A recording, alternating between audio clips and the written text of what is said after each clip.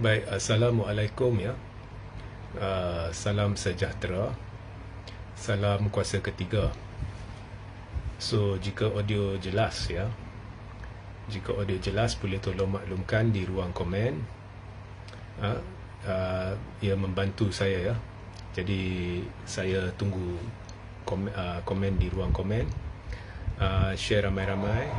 Salam sejahtera. Kat belah saya okey ya. So saya tunggu komen, share ramai-ramai dan juga sertai Telegram saya iaitu Regi JC Ritaudin. Dan bagi mereka yang tahu link Telegram saya, boleh tolong kongsikan di ruang komen bagi semua yang lain. Baik, hari ini tajuk saya, sebenarnya saya dah buat ulasan ini awal pagi tadi. Tetapi selepas saya rasa ada di antara kamu mungkin telah menontonnya ya, lebih kurang pukul 2 lebih lah. Tapi selepas membuatnya, saya sedar satu kesilapan kecil yang telah saya lakukan. So saya telah membawa turun live tersebut dan saya akan membuatnya dengan lebih tertib kali ini. So terima kasih Rosli Mahmud. Suara jelas, okey. Now, baru ni actually semalam Wong Chin Huat, iaitu seorang penganalisa pakar strategi yang cukup hebat juga daripada Pakatan Harapan. Saya tak silap saya dia ni DAP, saya tak tahu. Okay, so dia telah membuat satu kenyataan. Sebenarnya ianya dipetik oleh Malaysia Kini. So Malaysia Kini memetik dia sebagai memberi, saya kira, amaran lah kepada kerajaan pimpinan Anwar. Okey. Dan agak menarik apa yang telah disebut oleh dia, iaitu jika Anwar meminggirkan atau mengabaikan kubu dia, maknanya dia buat ikut suka hati atau dia buat benda yang tidak disukai oleh penyokong tegar dia yang memenangkan dia. Dan bila kita cerita kubu Anwar, so ini lebih kepada masyarakat Cina. Okay, alright. So dia kata jangan anggap sebab penyokong tegar Pakatan Harapan mereka tidak ada tempat lain nak pergi sebab mereka tidak akan sokong perikatan, jadi ia tidak akan membawa impak. Dan Anwar ada sekarang kebebasan untuk buat apa yang dia suka walaupun ia memarahkan atau tidak disukai oleh penyokong dia atau kubu dia. Wong kata sesiapa yang berfikir demikian perlu sedar bahawa tidak mustahil ya berlaku situasi di mana ramai pengundi ni, contohnya Cina, dan kita sudah lihat ianya berlaku di dua pilihan raya kecil. Mereka duduk rumah, okey, di Mahkota dan di Sungai Bakap. Dua PRK ni lebih 50% Cina duduk di rumah. Dan Wong berkata jika keadaan ini berlaku, ini sepintas lalulah saya cerita, saya tak nak masuk mendalam apa yang Wong kata. Jika keadaan ini berlaku pada PRU 16, mereka cukup marah, mereka tolak PH, tapi mereka tak mahu sokong perikatan, jadi mereka duduk rumah. Jadi PH akan jatuh teruk, ataupun prestasi dia akan jatuh, akan terkesan. Sebegitu rupa mungkin Anwar hanya tinggal Perdana Menteri sepenggal dan dia tidak mampu membentuk kerajaan selepasnya. Nah, pada dasarnya analisa Wong Chin Huat ni betul pada dasarnya. Tetapi mungkin selepas mendengar ni ada pembaca, penyokong, pemahu pun pemimpin Perikatan Nasional melonjak-lonjak dengan kegembiraan dan menyangka okey, ini adalah isyarat Perikatan akan menang besar jika PRU 16 diadakan awal seperti yang dikatakan oleh Regi JC Ritaudin, iaitu tahun depan ataupun awal 2026. itu bukan hakikatnya. Okey, so saya jelaskan. Now, siapa yang sebenarnya untung, siapa yang sebenarnya rugi, dan mengapa ada kenyataan Wong Chin Huat betul, tetapi dari sudut PRU 16 sebenarnya tidak betul jugalah. Ada betul, tidak betul. Saya akan jelaskan. Now, saya cuba awak bayangkan ada satu kawasan parlimen. Kita reka ya, untuk tujuan perbincangan ya, kita reka satu kawasan parlimen. Di situ penduduk dia ada dua bangsa je. Tak ada India, Melayu dengan Cina. Dan 50% penduduk dia Cina, 50% penduduk dia Melayu. Contohnya ada 200 orang. So 100 Cina, 100 Melayu. Atau ada 1000 orang. 500 Cina, 500 Melayu. Ya, so kawasan parlimen itu 50% penduduk dia adalah warga Cina, 50% adalah warga Melayu. Now, setakat sekarang, setakat yang saya faham dan kumpulan kami buat kajian dan penelitian yang agak lama, sokongan Melayu secara purata di peringkat persekutuan terhadap Perikatan Nasional duduk dalam julat 75 hingga 80%. Dan sokongan Cina terhadap Pakatan Harapan duduk dalam julat 95 hingga 97%. Okay. So kita ambil sokongan Melayu terhadap Perikatan Nasional, kita ambil 78%. Sebab dia 75 hingga 78 kan. So kita ambil 78% lah. Okey. Sebenarnya saya yakin ianya 80%, tapi kita ambil 78%. Maknanya 22% yang baki itu adalah penyokong Pakatan Harapan dan penyokong Barisan Nasional. Dia pecah ya. Okey. Dan Cina kita ambil 95% sokong Pakatan Harapan lah. Okey, maknanya baki 5% jika keluar, mereka mungkin sokong Perikatan ke, atau calon muda ke, atau calon lain ke, atau calon Sabah ke, apa ke. Tapi 95% sokong Pakatan. Now, kita juga anggap untuk perbincangan ini, apa yang telah dilakukan di mahkota oleh Barisan Nasional akan berjaya dilakukan di semua kerusi parlimen pada PRU 16. So apa itu? Di mahkota, Barisan buat kali pertama telah berkempen bersama dengan Pakatan di bawah jentera perpaduan, di mana mereka bertungkus lumus bersama, dan MCA dan DAP berkempen bersama. Walaupun bukan pada hari yang sama dan sebagainya, tapi duduk di bawah jentera perpaduan.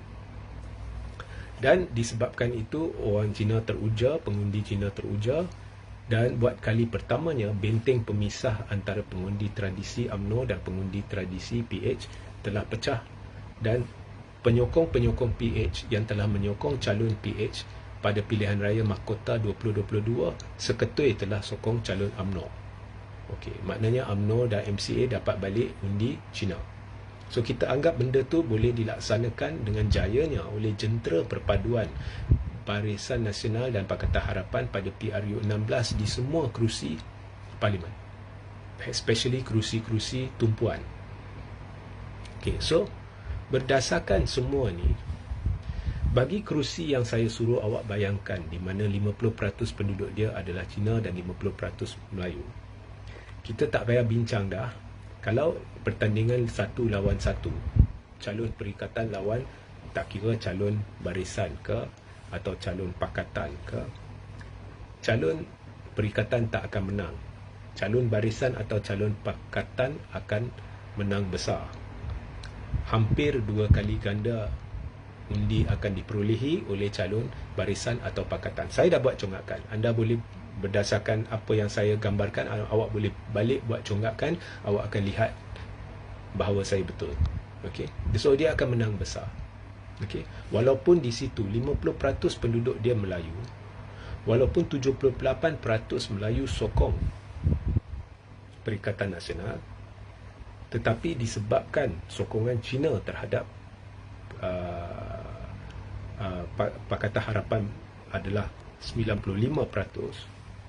Ya, dan disebabkan China ni, kalau jentera perpaduan ni kalau kempen di mahkota berjaya digunakan di peringkat persekutuan, kalau China sanggup sokong calon barisan, ya, dan begitu juga penyokong Melayu yang menyokong PH sanggup sokong calon UMNO, atau penyokong Melayu yang sokong UMNO sanggup sokong calon PH. Jadi benteng pemisah antara pengundi tradisi mereka sudah tidak ada. Maka tidak kira lah calon dia calon barisan ke atau calon pakatan ke, dia akan menang besar. Now, untuk analisa ni, saya anggap 90% Cina keluar mengundi dan 70% Melayu keluar mengundi. Biasanya Melayu keluar mengundi kurang, ya. So, saya anggap 70% Melayu keluar mengundi dan 90% Cina keluar mengundi. Jadi, calon PH atau calon barisan akan menang majoriti hampir 2 kali ganda undi yang diperolehi oleh calon perikatan. Now, walau bagaimanapun, kita sudah lihat, ya, China sudah mula boikot. Sudah ada China atas pagar. Di mahkota, mereka boikot lebih 50%. Di Sungai Bakap, mereka boikot lebih 50%. Tak puas hati. Dan ini menunjukkan jelas sudah ada jalur tertentu pengundi China yang dah tolak PH. Dan kalau kita ikut sejarah negara ini, sekali China sudah ubah fikiran, golongan itu akan makan masa 1 hingga 2 dekad untuk ubah fikiran lagi. So memang pengundi atas pagar akan ada, tak kira PRU16 dilakukan tahun depan, 2026 atau 2028. Okay. Now, jika pada PRU16 50% China tak keluar mengundi, okay, so sekarang kita kaji balik kawasan parlimen yang saya suruh anda bayangkan, di mana ada 50% penduduk Cina dan 50% penduduk Melayu. Apakah keputusannya? Okey, jika 50% Cina duduk rumah, maknanya yang keluar mengundi hanya 50%, tapi Melayu kita anggap sama, 70% keluar mengundi. Keputusannya, PH pakatan atau calon pakatan atau calon barisan tetap menang, tapi majoriti amat tipis. Okey, sebab kawasan tu penduduk Cina dia ramai, 50% penduduk Cina. So dia akan menang tipis. Okey, tapi menang. Okey. Now, di negara kita ada berapa kerusi di mana penduduk dia 50% Cina? Ada, tapi terlalu sedikit. So ini kita boleh abaikan. Okey. Tapi di kawasan penduduk Cina dia 50% dan penduduk Melayu dia 50%, memang calon pakatan tetap menang atau calon barisan tetap menang jika 50% Cina tak keluar mengundi, ya. Tapi kemenangan amat tipis, ya. Okey, tapi tak ada kerusi di negara ini di mana hanya ada dua kaum, 50% Cina, 50% Melayu, tak wujud. Okey. Sekarang kita kurangkan sikit penduduk Cina di satu kawasan parlimen. Tadi saya kata kawasan parlimen tu ada 50% penduduk Cina. Kita kurangkan kepada 40% penduduk Cina. Maknanya majoriti Melayu 60%, Cina 40%. Okey, dan kita ulangi kiraan yang saya buat tadi. Jika 50% Cina tak keluar mengundi, awak kira calon pakatan atau calon barisan akan kalah kepada calon Perikatan Nasional. Okay, saya baru kurangkan Cina daripada contoh ya, tadi saya buat contoh pertama tu, kawasan tu ada 50% penduduk Cina. Saya baru kurangkan 10% kepada satu kawasan yang di pengundi Cina di sana hanya 40%. Jika 50% Cina tak keluar mengundi, calon Pakatan Harapan atau Barisan Nasional akan kalah. Maknanya Perikatan menang. Maknanya lagi kurang penduduk Cina di kawasan itu, kalah calon Pakatan atau calon barisan. So, bila awak dengar ni, awak kata, analisa lagi menunjukkan Ya, analisa lagi menunjukkan bahawa perikatan akan menang besar jika China boikot ramai-ramai. Okey. Jangan melonjak kegembiraan ya Perikatan Nasional. Sebab tadi pada awal siaran ni saya beritahu saya menggunakan anggapan sokongan Melayu terhadap Perikatan Nasional 78% untuk tujuan perbincangan ini. Sebab di Purata Nasional kita buat analisa, kita buat penelitian, kita buat kajian ialah antara 75 hingga 80%. Itu betul. So kita tadi untuk congakkan saya ambil Melayu sokong perikatan 78%. Itu betul. Tapi itu Purata Nasional. Sebenarnya kau pergi di satu-satu kerusi, kita ada kubu, kalau kita kira setiap kerusi, ada kerusi dianggap kubu kuat UMNO. Di situ sokongan Melayu terhadap UMNO lebih dari Purata Nasional. Mungkin di satu-satu kerusi sokongan Melayu terhadap UMNO sampai 40% Melayu sokong calon UMNO. Begitu juga PKR ada kubu-kubu kuat dia. Mungkin di beberapa kerusi di negara ini sokongan Melayu terhadap PKR lebih sikit dari Purata Nasional. Mungkin 30% Melayu di situ sokong PKR atau 40% Melayu di situ sokong PKR. Begitu juga di kubu-kubu kuat DAP. Contohnya di Pulau Pinang. Saya tahu di Pulau Pinang ada kerusi-kerusi Melayu di situ memang sokong calon DAP. So mungkin kubu-kubu kuat DAP sebab DAP dah mentadbir lama, peratus Melayu yang sokong calon Pakatan Harapan lebih sikit dari Purata Nasional. So Purata Nasional adalah purata semua kerusi longgokkan sekali, kemudian kita bahagi jumlah kerusi dan kita lihat margin of error or whatever it is, kita dapat Purata Nasional.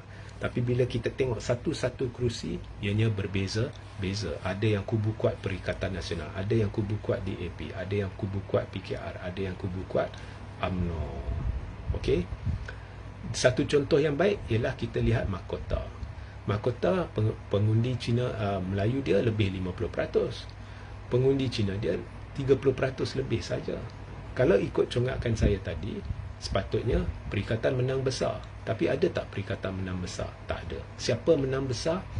Barisan menang besar. Sebab apa? Itu memang dah kubu kuat Barisan Nasional. So, peratus Melayu yang sokong Barisan Nasional di situ, walaupun lebih sokong Perikatan Nasional, tapi peratus Melayu yang sokong Barisan Nasional lebih tinggi dari Purata Nasional. Faham? So, tak perlu lonjak kegembiraan. Sebenarnya bila kita kaji, kita dapati kerusi-kerusi yang boleh jadi masalah jika China tidak keluar mengundi sampai 50%, yang boleh membawa kesan kepada Pakatan Harapan di sekitar 10 hingga 15 kerusi sahaja, dan begitu juga untuk Barisan Nasional. 10 hingga 15 kerusi di mana sokongan Melayu terhadap calon PH sama atau kurang dari Purata Nasional, dan begitu juga 10 hingga 15 kerusi Barisan Nasional di mana sokongan Melayu terhadap calon Barisan Nasional dijangka sama atau kurang dari Purata Nasional, 10 hingga 15 saja, dan agak sama Barisan dan PH. Okey, so itu yang menjadi tumpuan. Jika 50% China tidak keluar mengundi di kerusi-kerusi tersebut, confirm Perikatan pegang. Okey. Alright. Now, katakan PRU 16 berlaku dan 50% China tak keluar mengundi. Siapa yang paling rugi? Yang paling rugi ialah Pakatan Harapan. Sebabnya kau kena faham ya, apabila Pakatan Harapan dan Barisan Nasional berjaya pecahkan benteng pemisah antara pengundi tradisi masing-masing, okey, apabila mereka berjaya pecahkan benteng, maknanya China sanggup sokong calon UMNO, Melayu yang sokong UMNO sanggup sokong calon PH, ataupun Melayu yang sokong PH sanggup sokong calon UMNO. Bila benteng itu sudah dipecahkan, yang paling untung ialah UMNO, kerana calon UMNO akan dapat tambahan sokongan daripada Melayu PH, ya, sebab Melayu pun, ya, purata nasional Melayu 78% sokong Perikatan, 22% sokong sama ada calon PH atau calon UMNO. Maknanya 22% itu ada penyokong PH, ada penyokong UMNO. So, jika calon UMNO bertanding, penyokong Melayu yang sokong PH sanggup sokong calon UMNO, dan Cina yang sokong PH sanggup sokong calon UMNO. Jadi UMNO dapat sedikit tambahan undi Melayu dan banyak penambahan undi Cina. Tapi jika calon PH, dia hanya untung sedikit tambahan penyokong Melayu dari UMNO. Cina memang dah dengan mereka. Jadi yang paling untung adalah UMNO atau Barisan Nasional. Jadi saya tak mau cerita panjang lebar sebab nanti jadi rumit. Tapi PH akan berkurang 10 hingga 15 kerusi jika 50% Cina tak keluar mengundi, sebab dia amat bergantung kepada pengundi Cina. Dia hanya dapat tambahan sedikit pengundi Melayu daripada UMNO. Tapi UMNO akan untung lebih kurang 10 hingga 15 kerusi. Ya, sebab contohnya, ya, kerusi-kerusi yang dia majoriti dia kalah tipis. Banyak kerusi ni, ya, dengan tambahan sokongan Cina, dengan tambahan sokongan Cina cukup, ya, dia boleh menang. Tambahan sokongan Melayu yang PH, dia memang menang. Dia boleh menang 10 hingga 15 kerusi tambahan, ya. Barisan Nasional dia boleh menang 10 hingga 15 kerusi tambahan pada PRU 16, ya. So PH pula, kalau 50% Cina tak keluar mengundi, dia kena teruk, sebab dia hanya dapat tambahan sokongan Melayu dari UMNO dalam jumlah yang kecil, ya. Mungkin boleh di kerusi-kerusi di mana majoriti dia amat tipis, mungkin boleh, tapi sukarlah. So PH, kedudukan dia akan berubah di dalam julat 10 hingga 15 kerusi. Perikatan, apakah UMNO atau Barisan, kedudukan dia akan berubah di sekitar julat 10 hingga 15 kerusi. Jadi apa yang berlaku ialah saya dan kami jangkakan bila 50% Cina boikot pada PRU 16, kedudukan PH campur Barisan Nasional tidak akan berubah, atau kalau berubah sekalipun, apa orang kata, akan menunjukkan peningkatan 3-4 kerusi. Itu saya akan cerita sebentar lagi, ya. So dijangka tidak akan berubah. Maknanya, okey, 81 kerusi yang diperolehi PH campur dengan 30 kerusi Barisan Nasional, ya, pada PRU 16, jumlah dia berapa? 111, kan? Dia boleh kekal 111. Okey. Dan Perikatan tak akan berubah. Kalau ikut perbincangan ini, Perikatan tak akan berubah. Ya, sukar berubah sebab dia nak rampas kerusi dari UMNO bukan senang macam dulu disebabkan sokongan Cina. Okey. So akhirnya siapa jadi kerajaan? PH campur Barisan. Now, dalam analisa Wong Chin Hua, dia fokus kat PH, dia lupa Barisan Nasional. Pada PRU 15, Barisan Nasional belum lagi putuskan nak kerjasama dengan PH ke tidak. Pada masa Agong berjumpa dengan Anwar, pada masa itu pun belum tahu lagi Barisan akan kerjasama dengan PH ke tidak.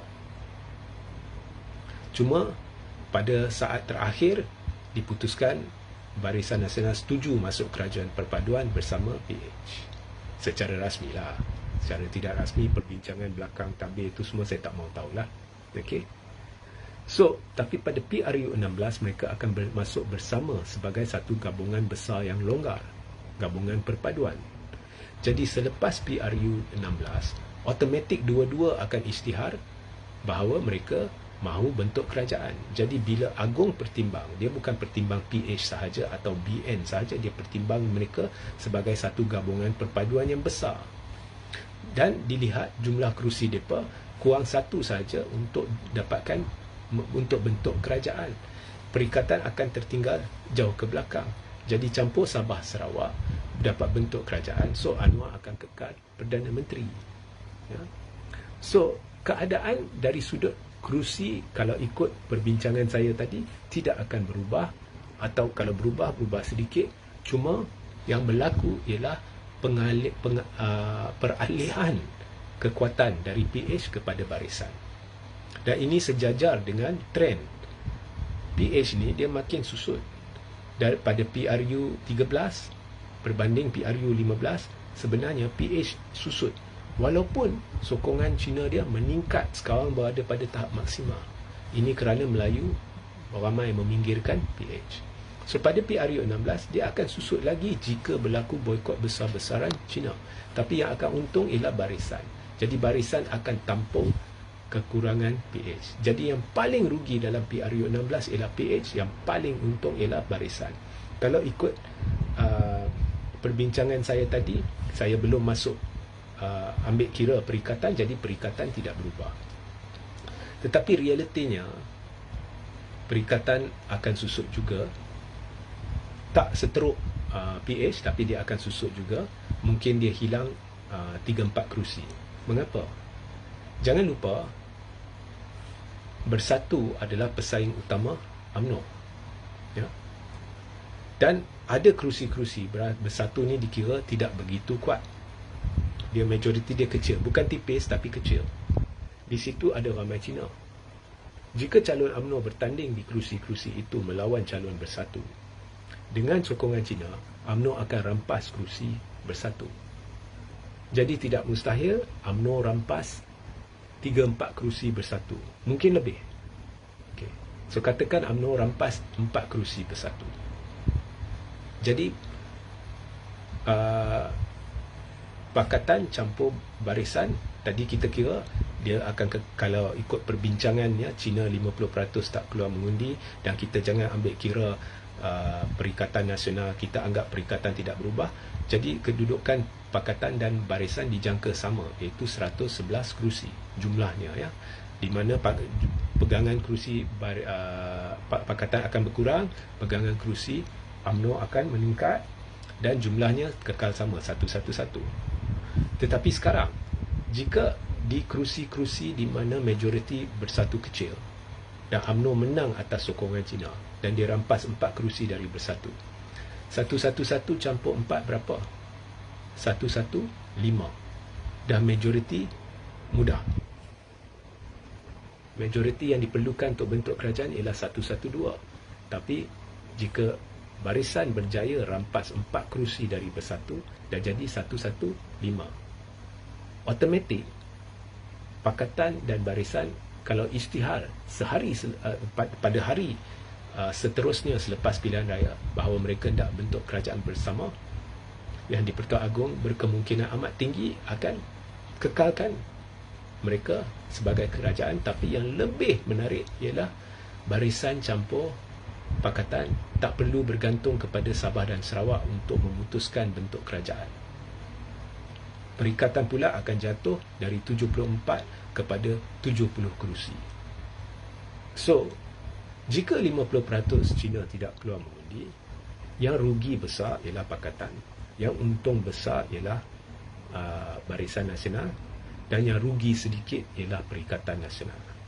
Perikatan tidak akan jadi kerajaan, melainkan perikatan boleh berubah, jenamakan diri dia semula, ubah struktur kepimpinan, cara pendekatan strategi, pendekatan kempen, macam-macam perlu dilakukan, dan untuk meyakinkan pengundi Cina atas pagar untuk mengundi calon perikatan, baru boleh cerita. So, analisa Wong Chin Huat bertumpu kepada PH. Ini memberitahu saya satu perkara. Jadi Wong Chin Huat, dia tidak masukkan barisan dalam analisa dia, dia fokus kat PH. Ini memberitahu saya satu perkara. Wong Chin Huat berhati-hati. Walaupun barisan dah umumkan akan kerjasama dengan PH pada PRU 16, tapi dia tidak mahu menganggap itu adalah satu realiti yang akan terjadi. Dia was-was. Mana tahu tiba-tiba barisan tak jadi kerjasama dengan PH dan dia kerjasama dengan perikatan. Jadi dia was-was. Ya, so dari situ saya nampak dia was-was. Ya. So, ini penjelasan saya kepada soalan jika Anwar abaikan kubu dia, adakah dia akan kena teruk? Jika Anwar abaikan kubu dia buat perkara tidak disukai oleh China, dan memang banyak perkara tidak disukai oleh China, tetapi disebabkan dinamika politik yang sudah wujud selepas kejayaan jentera perpaduan di mahkota, perubahan akan berlaku antara pegangan kerusi pakatan dan pegangan kerusi barisan. Tetapi secara keseluruhannya mereka akan kedudukan kerusi tidak berubah, atau kalau berubah tambah sikit atau tambah kurang dalam lingkungan 1 hingga 5 kerusi. Ya. So lebih kurang tak berubah. Ya. Cuma PH akan makin lemah, Wong Chin Huat betul, barisan akan makin kuat.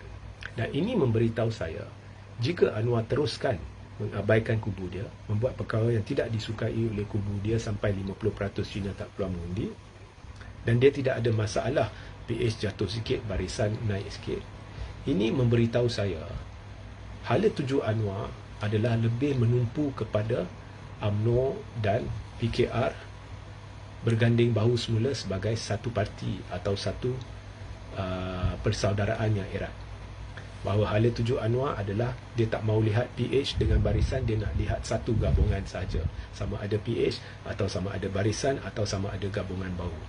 Ini memberitahu saya Anwar don't care about tak apa kita rugi sikit undi Cina, tapi dia nak bertumpu kepada memantapkan sokongan Melayu.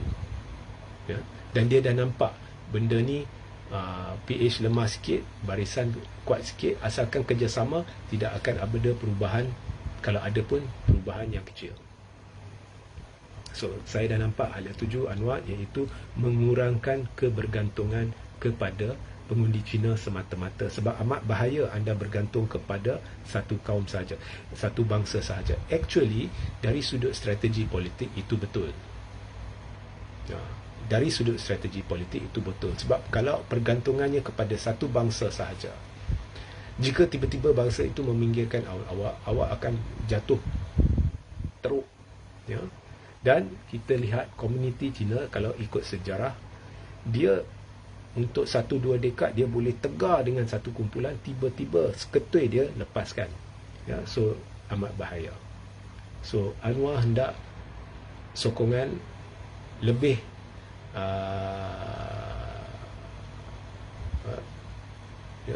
tak mau terlalu banyak bergantung pada satu bangsa, tetapi lebih teragih antara Melayu dengan Cina.